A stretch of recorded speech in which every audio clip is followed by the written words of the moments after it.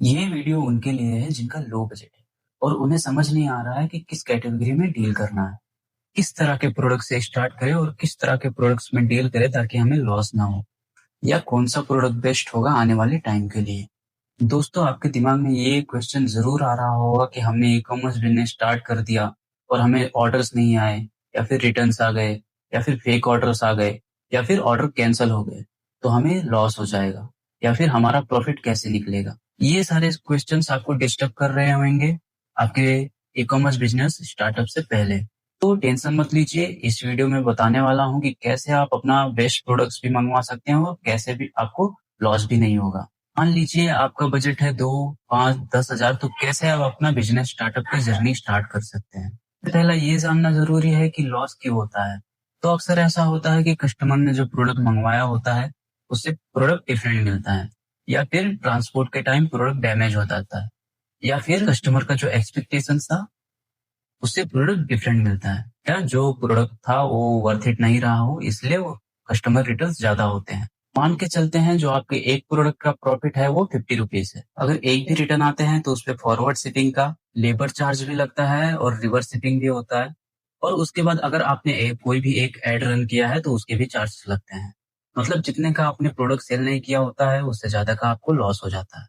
अब वो कौन से प्रोडक्ट्स हैं जिसको सेल करने से कस्टमर रिटर्न्स नहीं आएंगे या फिर लॉस नहीं होगा? चैनल पर हो तो अभी सब्सक्राइब कर लो, हम आपको पूरी जानकारी देने वाले हैं। First, non fragile items. Non fragile items में स्टील बाउल्स हो सकते हैं या कोई भी ऐसे आइटम्स हो सकते हैं जो इजीली ब्रोक नहीं होंगे ट्रांसपोर्ट के टाइम या फिर शिपिंग के टाइम। और अगर आप ग्लास बाउल सेल करेंगे तो हो सकता है कि ट्रांसपोर्ट के टाइम वो डैमेज हो जाए। तो ऐसे प्रोडक्ट्स आपको सेल नहीं करने हैं जो ट्रांसपोर्ट के टाइम या कहीं से भी डैमेज हो सके। Second point, size based items. मान लीजिए आप एक बल्ब होल्डर सेल कर रहे हैं, तो छोटे बल्ब या फिर बड़े बल्ब का साइज सेम होता है, बड़े बल्ब होल्डर में फिक्स हो जाते हैं। और वहीं अगर आप non size based item sale कर रहे हैं जैसे शर्ट, तो उसमें साइजेस अलग अलग होते हैं, कलर्स भी अलग अलग होते हैं। तो अगर कस्टमर आपके किसी भी शर्ट को ऑर्डर करता है और अगर उसको साइज फिट नहीं होता या फिर कलर पसंद नहीं आता या फिर कोई भी प्रॉब्लम होता है तो वो रिटर्न कर देगा। थर्ड पॉइंट है जरूरत की चीजें, जो कस्टमर को नीड हो। ऐसा ना लगे कि कस्टमर को ये पसंद नहीं आया तो कुछ और मंगा लेते हैं। फोर्थ पॉइंट, कस्टमर के पसंद की चीजें। ऐसे प्रोडक्ट्स जो कस्टमर को पहले से ही पता हो ऑर्डर करने से कि हाँ, हम ये मंगा रहे हैं और इसमें कोई डिफेक्ट नहीं होगा। Example, shoe polish. कस्टमर को ये पता ही होगा कि शू पॉलिश का यूज किस लिए होता है, इसलिए वो ऑर्डर करेगा। फिफ्थ पॉइंट जो है डेली यूज प्रोडक्ट्स, जिसमें किचन आइटम्स ज्यादा आते हैं। अब कौन से प्रोडक्ट्स है जिसमें प्रॉफिट ज्यादा है और लॉस कम?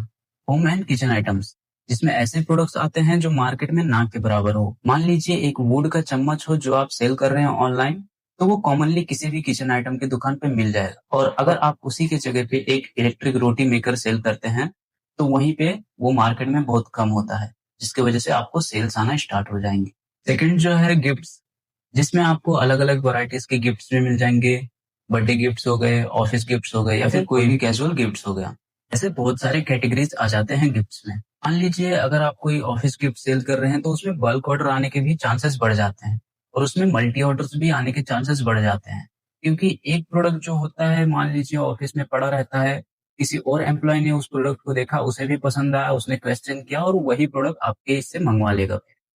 तो इससे चांसेस बढ़ जाते हैं 50 टू 60% ऑफिस प्रोडक्ट्स पे। और ये सब सिर्फ आप Amazon, मीशो, फ्लिपकार्ट पर नहीं, Amazon B2B, इंडिया मार्ट, इन दोनों पे भी सेल कर सकते हो। तीसरी जो कैटेगरी है, medical items and herbals. Corona के बाद 2021 के बाद लोग हर्बल पे ज्यादा ट्रस्ट कर रहे हैं, जैसे बॉडी ऑयल हो गया या फिर कोई भी हर्बल पाउडर हो गया। ऐसी बहुत सारी चीजें हैं जो लोग ऑनलाइन मंगवा रहे हैं।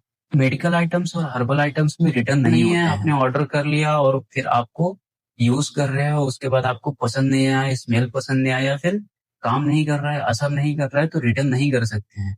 मेडिकल और हर्बल्स में कभी भी आपको रिटर्न के देखने नहीं मिलेगा। तो अब ऐसा हो गया है, मीशो तो पहले से ही 0% कमीशन लेता था, और फ्लिपकार्ट भी अब 1000 के अगर ऊपर सेल करते हो, 1000 रुपीज के ऊपर सेल करते हो तो कमीशन लेता है। और वहीं पे अमेजोन का भी 300 रुपीज के अंदर अगर आप सेल कर रहे हो तो 0% कमीशन है, 300 के ऊपर अगर आप सेल कर रहे हो तो फिर कमीशन लेता है।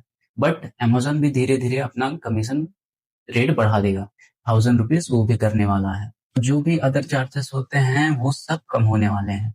Thank you so much guys इस वीडियो को देखने के लिए। अगर आपको कोई डाउट हो तो बेशक कमेंट करो, मैं रिप्लाई तुरंत दूंगा। और मेरे इंस्टाग्राम चैनल को फॉलो करना मत भूलना, क्योंकि वहाँ पे daily blogs, daily doubts, daily के जितने भी हमें प्रॉब्लम फेस करते हैं वो सब मैं इंस्टाग्राम पे डालता हूँ। इंस्टाग्राम पेज का लिंक मैंने कमेंट में पिन कर दिया है, जाके वहां से फॉलो कर लो। Once again thank you so much guys, और ऐसे ही बने रहो, सब्सक्राइब टू अवर चैनल। हम डेली के नए वीडियोस डालते रहेंगे।